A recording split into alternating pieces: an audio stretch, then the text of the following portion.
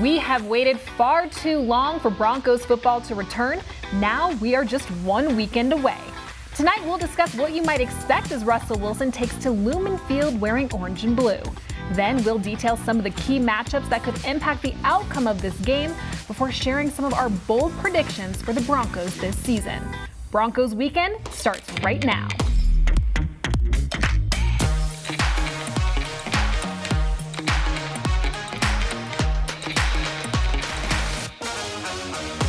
Week 1 is finally here, and I could not be more excited to be alongside my good friends Steve Atwater and Orlando Franklin to preview what we can expect as the Denver Broncos make their way to the Emerald City for the first time since 2014 to face the Seattle Seahawks on Monday Night Football.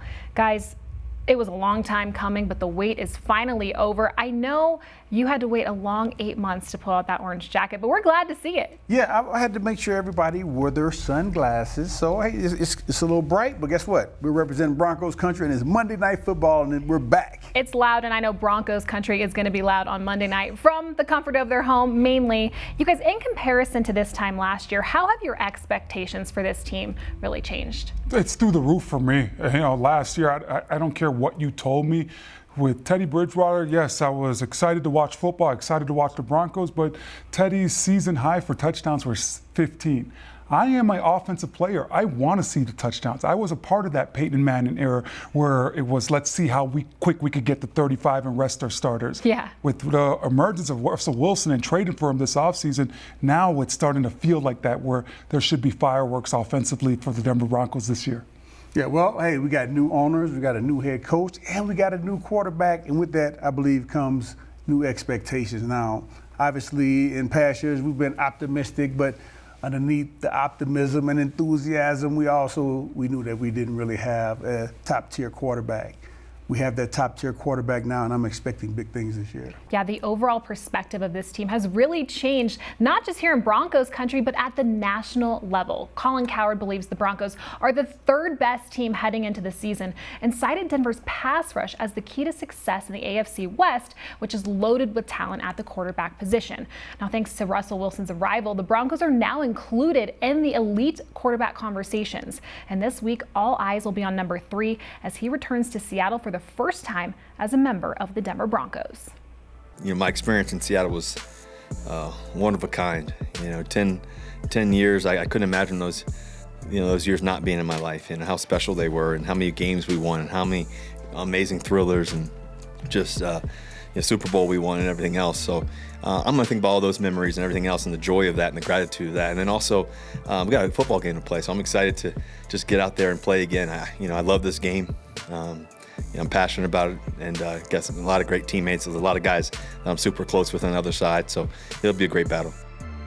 After 10 seasons, 9 Pro Bowl appearances, and a world title, Russell Wilson will make his Broncos debut in front of the fans that cheered him on for over the past decade. Guys, as he takes the field in front of the 12s, what kind of reception do you think he's going to get? Well, to be honest with you, I think he's going to have a warm reception by his teammates, former teammates, former coaches. And also, I think the fans will give him that. Now, once the game starts, I think it's going to be a different story. But right at the start, I think there's going to be a warm welcome for him. Yeah, I'm right there with Steve. You run out for pregame. I think that the fans are going to be excited to see Russ. They're going to remember the great times, all the wins that they had out there in Seattle. 12 man is going to respect that. But as soon as you go out there and they call the captains up, I anticipate them booing Russell Wilson at that point, just because it's football time. And, here in America, it is all about football, and we're happy that it's back. Yeah, the NFL schedule makers, they knew exactly what they were doing for this Monday Night Football matchup. This has the potential to be an instant classic, but what are some of the pros and cons of Russell Wilson taking on his former team Week 1 specifically? Well, I would say the pro is he's faced the defense, numerous times. He knows the weaknesses of some of the different players, especially the cornerbacks. Know which guys bite or have a tendency to bite on routes, which guys play off. I think he's got a good feel for that defense, having gone against it so many times over the years. Yeah, a big pro for me is the fact that you team up Russell Wilson with Nathaniel Hackett, a young, innovative coach. Everything that we've seen in this Shanahan tree, especially with this offense, has been each and every one of these coaches that have came out of this tree have put their own little funk on the offense, whether it was LaFleur or, Mike McDaniels, I'm anticipating it down there, Kyle Shanahan in San Francisco, McVay out there with the Rams. Yes, it's the same tree, but each person has a little wrinkle that they bring. But the big con that I think that Russell's not ready for is that crowd noise. It is unbelievably loud out there in Seattle. I remember nothing about other games that I've played in, but in Seattle, one time out there with Peyton and Manny Ramirez's face mask literally touched my face mask, and he was yelling at the top of his lungs the play that Peyton had checked to, and I had no idea what play we had checked into. So it's going to be interesting to see how Russell handles that. Louder, way louder than the Chiefs. Oh, wow. I've never even thought about the Chiefs as a loud place, to be honest with you. You hear the noise, but you still communicate. In Seattle, there was some real communication issues when we played out there. Okay. Steve, after a decade here in Denver, you played one season with the Jets, and of course, fate would have it that you would return to Denver the very next season, week 4, to face your former team.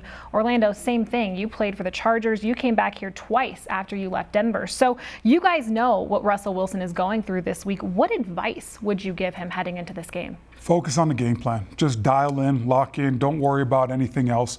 It's not about anything else, to be honest with you. Control the situations that you could control and make sure that when the adversity happens, because it happens in every football game, that you're able to go to your teammates and pick them up and help them out. You've been there before. You've seen every possible defense that any defensive coordinator could call up against you, and just go out there and know that you've been there before and just be as cool and calm and collective as possible. Yeah, man, it's an emotional time. I remember when I came back in the 1999 season, I was with the Jets. I was on the other sideline looking over at all my buddies over there on the other sidelines when the national anthem was playing, and tears was rolling down my face. So I can imagine it's going to be very, very emotional, but just put that aside until after the game if you can. And just, again, like O said, prepare like you normally prepare. Russell Wilson, he's a pro. We know he's going to do that anyway, but the emotions can get the best of you if you let it. Right. Well, still to come here on Broncos Weekend, some of the most exciting matchups to keep your eye on when the Broncos and Seahawks go head-to-head on Monday Night Football. You will not want to miss it.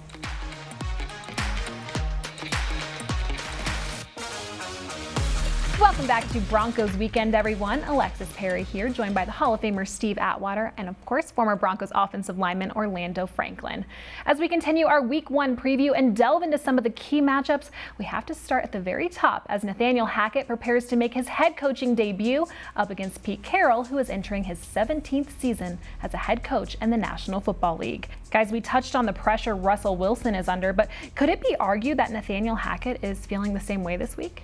Yeah, I would imagine Coach Hackett is under quite a bit of pressure. And the main reason I say that is because as a coach, you do all the coaching, you do all the installs, you motivate, you do all those things. But at the end of the day, it's up to the players to go out there and execute all of those plans. Whereas Russell Wilson as a player, he gets coached, but then he goes out there and he's able to basically control his own destiny. Whereas Coach Hackett's destiny is kind of determined by what the players do. I'm super excited to see the chess match, right? This is Nathaniel Hackett against Seattle's defensive coordinator, right? And we know how Seattle wants to win. They want to win by playing tough defense and running the football. Well, now Nathaniel Hackett has to now outmaneuver that defensive coordinator and put his offense in the right position, all while at the same time micromanaging defense and special teams, knowing when to call timeout, being involved on those sides of the ball as well. So I think it's a lot on his plate, and I think that he's probably a little bit more nervous than Russell. Russell's done this so many different times, and I know Nathaniel Hackett has called plays, but now you also have to look at special teams. You have to be involved in the defense as well. Well, it sounds like Nathaniel Hackett will have his team prepared to play at Lumen Field. He has the sound outside right now during practice absolutely cranked up. I know Courtland Sutton, he's the guy that's going to want to have a big game on a big stage like this, Monday Night Football. As we take a look at the wide receiver matchup, him and DK Metcalf, 2 6'4" guys on the outside. Guys, given the success for DK Metcalf with Russell Wilson as a quarterback, what can that tell you about what we can look forward to here for Courtland Sutton this week and this season? Yeah, well, I think we can look for a big season from Courtland Sutton. He and Russell Wilson have a great relationship. They have great rapport. As we know, Cortland Sutton last year was coming off of an ACL injury. Now he's 100%, right, and he's ready to go. And Russell Wilson throws beautiful passes. So I'm expecting him to have a 1,000-yard plus year this year. And as we know, as the quarterback goes, so goes the receivers. Right.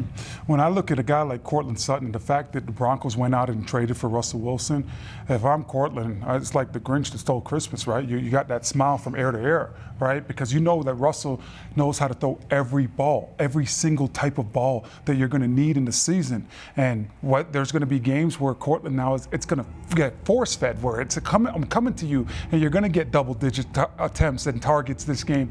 And now it's up to Cortland to go out there and grab those balls and be successful. But the thing that I'm really excited about the most is the jump ball. You know, It's time for Cortland, those balls to be 80-20. Like, the heck with 75-25. Russell's played a lot of football. It should be 80-20. And it's like, hey, you want to single up number 14? Well, I'm going to hurt you every single time because I'm going to you. Yeah, preach, right? Oh, Steve? man. That's the thing I was talking about last year. Like, last year, I didn't feel like our quarterbacks trusted our receivers enough, and they wouldn't throw them the ball. And we know Russell Wilson, he'll give them an opportunity to make some plays. Yeah, these are 90-10 balls for Cortland Sutton for sure. But as for the guys who will be trying to limit the big plays that Russell Wilson and Geno Smith will have on Monday, a couple of the league's best deep safeties in Justin Simmons and Quandre Diggs, both with 10 interceptions over the last 2 seasons. So in what ways could you see these guys impacting the quarterback play for both these teams? Yeah, so I'm looking for Diggs to be irrelevant. Russ, come on now. You've been there for many years. You know this person's game, just like Pete Carroll's talking about knowing everything about Russell Wilson's game. Well, Pete Carroll, the ace in the hole is Nathaniel Hackett calling the plays for Russell Wilson. But Russ should know everything about this defense. So when it comes to a great safety like Diggs, whether you got to look him off or, you know, you got to stare at the receiver or you got to move that safety some way. You know, Steve, you played that position, right? Are you guys looking at the quarterback's eyes in situations out there? Oh, yeah, but you got to, as a defensive player, I tried to, you know, take control of that situation to give him false movements, thinking I'm doing one thing when I do something else. So never know if Diggs is up to that level to where he does that or not. I'll tell you what, Justin Simmons, we know what he could do here in Bronco country. There's a reason why he's been elected a captain. He plays fundamentally sound football, and he's the fail-safe for this defense. A couple years ago, having over 100 tackles, something that you don't want your safeties to do because he's the last line of defense, but we know that he could do it. I'm looking forward to Justin Simmons getting after the ball now because of the pressure that Bradley Chubb is going to get. Randy Gregory, and oh, by the way, DJ Jones coming up the middle. I don't think Seattle has a guard that can block DJ Jones. So I'm looking forward to seeing Justin Simmons get some ticks in the interception column this week. Yeah, no, I'm definitely looking forward to that. But also, I think that safeties, good offenses, they do everything they can to get the secondary involved with the run game. I imagine Justin Simmons will have to get involved in helping stop Rashad Penny and the other running backs there. But I think overall, you're right. Justin Simmons, great safety. He's going to do some great things. I'm expecting, 6-7 picks out of him for the year. Big O, you mentioned DJ Jones, who really was considered one of the most outstanding free agent signings of this entire offseason. Shelby Harris, he was dealt to the Seahawks as a part of the Russell Wilson trade package. So let's actually start with DJ. What does he add to Denver's defensive front, and what does that mean for the Seahawks this week? You kind of hinted at it with Rashad Penny. Yeah. The ability to rush the quarterback up the middle. That's the biggest misconception that I feel like it's been going around in Bronco countries. First of all, DJ Jones, it was the second best free agency acquisition for the Broncos this year. And that's because he could stay on the field for all 3 downs. I know when you start looking at these guys that are 300+ pound guys that you think, okay, they're just run stoppers. But DJ Jones has an array of moves that he could work in the interior of that defensive line to get after the passer. So I look for DJ Jones as a big upgrade than the guy Shelby Harris. Shelby was great, but Shelby just was like a half a step away where he would get the batted balls. DJ Jones is now a half a step ahead where he could create the sack. Well, Shelby Harris this week said that he's probably going to be feeling a lot of emotions. We all know Shelby Harris. I think that means he's going to be absolutely fired up for this game. So how do the Broncos ensure that he's a non-factor this week? really, I think just like any offensive line does when they're going up against a defender, you got to come downhill on them. You got to be physical. And, I hate to say that against a guy who was here. I got a lot of love for Shelby and a lot of respect for him as a player and as a person. But the Broncos, if we want to win this game, we're going to have to neutralize that defensive line. Yeah. Block until the whistle blows, right? And just you keep on overemphasizing it. This is week 1. You're going to see some penalties get thrown. And if the Broncos get a penalty for, a late hit after the whistle, I'm not saying go try to clobber a person, but when you're looking at Shelby Harris, you have to play like fully through the whistle to make sure that he's a non-factor. And when he does stop the momentum, make sure that at that point as an offensive lineman, Steve, I know you know this, we hold every single play. So at that point, you make sure you hold him. That's right. So he doesn't jump up and bat the ball down. That's right. He's great at batting balls. Oh, yeah. Best hands in the league, right? Yeah. Shelby Harris. Well, coming up after the break, these guys will rifle off their 2022 season predictions for the Denver Broncos. Don't go anywhere. Thanks for sticking with us for this final segment of Broncos Weekend, everyone. As we wrap things up here, I figured that we could have a little fun and make some bold or not so bold predictions for this upcoming season. Now, these are just Broncos predictions, not league-wide. Okay. So let's go ahead and start with Denver's most recent draft class. Of the 8 players who made the final 53-man roster, who do you think will earn Rookie of the Year honors, O? Well, I got to go with Steve's guy, number 27, Damari Mathis, because you do play 4 corners in games. That happens all the time. When I look at guys like Nick Medina, I look at other guys, those guys are going to be on a rep count. But Damari Mathis should get some early playing time for this team, and we know that he's going to have to play special teams if he wants to dress each and every week. So I think he's going to have the biggest impact. Now you throw in Chubb and you throw in DJ Jones, and those guys are getting after the quarterback. Russ gets you the lead on offense, and Damari Mathis could come out there and have a quiet 5 or 6 interceptions this year for the Broncos. Okay, well, I thought you were going to take the layup, but you didn't. I like that pick, but I'm going with number 12, Montrell Washington. Such a layup. Punt returner, wide receiver. He's going to be involved in this offense heavily, and I think that he's going to contribute not only on special teams, but as a receiver, he's going to have a chance to make some big plays. And can he come through in the clutch? Absolutely. Okay, speaking of receivers, we talked about Cortland Sutton earlier in this show, but we all know Russell Wilson. He's going to be targeting guys like Jerry Jeudy, KJ Hamler, Alberto Cuevunam, of course, Greg Dulcich eventually when he comes back. So who do you think will lead the team in receiving yards this season? Oh, come on, man. Cortland Sutton got 700 yards last year, and he wasn't even 100%. He's probably 95%. Yeah. He's 100% now. Cortland Sutton is going to lead the team in receptions, 1,300 yards. I'm guesstimating. Some DK Metcalf numbers. Okay, I see what you're doing there. Yeah, I got to go opposite. I think it's Jerry Jeudy's year to shine. He's finally has the quarterback. A couple years ago, you're sitting out there with Drew Lock, then you're sitting out there with Teddy Bridgewater. Nothing against those guys, but they're not Russell Wilson. They haven't seen everything that a defensive coordinator could throw at you. Russell Wilson has seen that. And if Russ has the ability to check at the line of scrimmage with Jerry Jeudy's route running and ability to create separation, I think Jerry Jeudy's going to come up big. And oh, by the way, the big factor is that you have a veteran quarterback. You have a quarterback that if you don't win, my expectation is Russell, come on, Jerry, let's go. Yeah. And just kind of forcing them along to get going. So I think it's going to be Jerry Jeudy. Wait a minute, is it possible that we're both right? Yeah. I hope you're both right. There's going to be at least 2 people over 1,000 yards. But I'm betting on Jerry Jeudy. Okay. That's what I got to bet on. We're going to both be right. All right, okay. A little coffee bet on the side?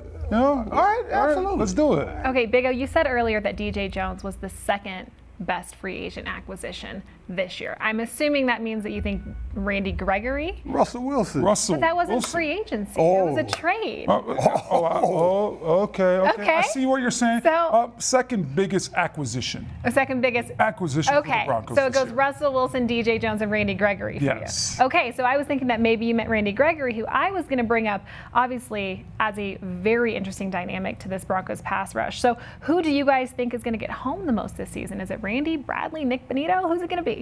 Oh, man, it's going to be a good battle. I think Bradley Chubb's going to come through. This is his year. He's got a lot of passion. He's hungry. He's seen that success before, too, and he knows what it tastes like. He knows what it feels like. he's going to go get it. Come on, 15 sacks, Bradley Chubb. Let's go, baby. 15, I like that. Yeah, I'm right there with you, Steve. When I look at Bradley Chubb, this is the first time in his whole NFL career where he didn't have to rehab something this past offseason. I look at the fact that he's on the fifth-year option where there is nothing else. He has a unique opportunity to create generational wealth for him and his family, where you never have to worry about money ever again. All you got to do is go out there and get 15 sacks like Steve's talking, because if you do that, there are going to be teams lining up to pay you. With the addition of DJ Jones and the fact that Randy Gregory's here on the other side as well, there's no more, hey, we just have to slide to 55. You have to worry about all these guys. And the fact that Russell Wilson is going to give you a lead, you know that's going to happen more often than not, and a lot more often than it's ever happened in Bradley Chubb's career.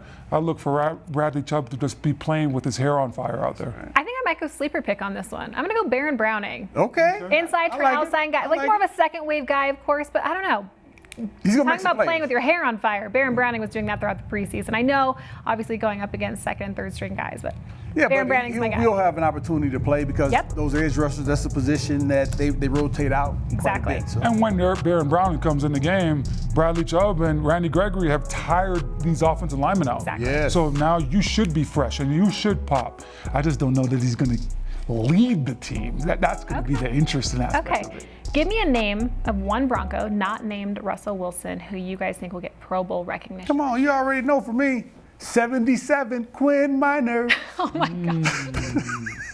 Stop it. That's who it is for me. Yes, absolutely. Okay, why? Share. Come on. Elaborate. He's a dominant offensive lineman. I think he's the perfect height. He's not too tall. He's not too short. He can get down low and get leverage just right, and he just plays to the whistle. I love his game. I thought he was going to say Pat Surtain, but he I know, I got to go with Quinn Minor. That's my man. Pat Surtain will be there too, but. Okay. For me, I got to stay on the offensive line. Different player, though. I'm going to go with Lloyd Cushenberry. Okay. A lot of people have been down on Lloyd, but the system really didn't fit. And the fact that you just got Russell Wilson, a veteran quarterback, that takes some of the pressure off of Lloyd Cushenberry's plate, where he doesn't have to be right with all of his calls, because Russell will trump him if he sees something different going on with the defense. Okay. In this wide zone scheme, you're not asked to move a 330-pounder vertically. You're asked to move a 300-pounder on the line of scrimmage. You're asked to displace that guy and run him 7 yards down. And Lloyd Cushenberry is well equipped to do that. So I think, although people have been down on him going into year 3, he's going to have a breakout season. And I already seen what he does to linebackers when he gets to the second level, and he dominates those guys. So I'm looking forward to Lloyd Cushenberry having a huge year this year. Man, you gave me chills. I'm looking forward to seeing that, man. if Lloyd Cushenberry, Dalton Reisner, all those guys get going, man, this could be something special. Yep. You know, I'm going to go with the obvious Pat Surtain because he should have been there last year. Oh, yeah. He'll be there. Just saying, right? That was the obvious That's one. the obvious Yeah. one. All right. Okay, this is obviously a premature question, but I'm going to ask it anyways. How many MVP votes does Russell Wilson get this year? Is it at least one, finally? Yeah, I think that not only is he going to get MVP votes, I think he's going to be in the top 3. Okay. To be honest with you, you bring in Nathaniel Hackett, a young, innovative coach that with some college guys that are first-time head coaches. These guys are going to be grinding. They're going to be living in that facility trying to figure out the opposing team's defense. And now, to me, this is the most talented wide receiver room that Russell Wilson has ever had in his career. Yeah. Yes, I know he's had Lockett. I know he's had DK Metcalf. And I know we have a lot of guys that haven't proven themselves with the Broncos, but there's still a lot of talent there. Now when you bring in the quarterback and the talent and the coaches that are willing to grind, man, if Russell Wilson, it goes the right way, he will get those MVP votes, and he'll be in the top 3 in my opinion. That's a good question because, he's played extremely well in the past and has not received one MVP vote. Crazy. And that is so, that doesn't make any sense to me. Yeah. My mind can't reconcile that, But I think in this new offense, one that he loves, he has some say-so in, one where Coach Hackett respects his opinion, he's very involved with. We got a great group of receivers here. I'm going to throw out a number, 27. 27. That's Lucky a good 27. number. Where did you get that number from? Peter Schrager from the NFL Network, he thinks that Russell Wilson doesn't only just get a vote, he thinks he actually wins the MVP. There we go. Yeah. You guys like that take? Yeah, I could see that because I think you also have to look at what has happened for the Denver Broncos since Super Bowl 50. 6 years in a row where you haven't made the playoffs.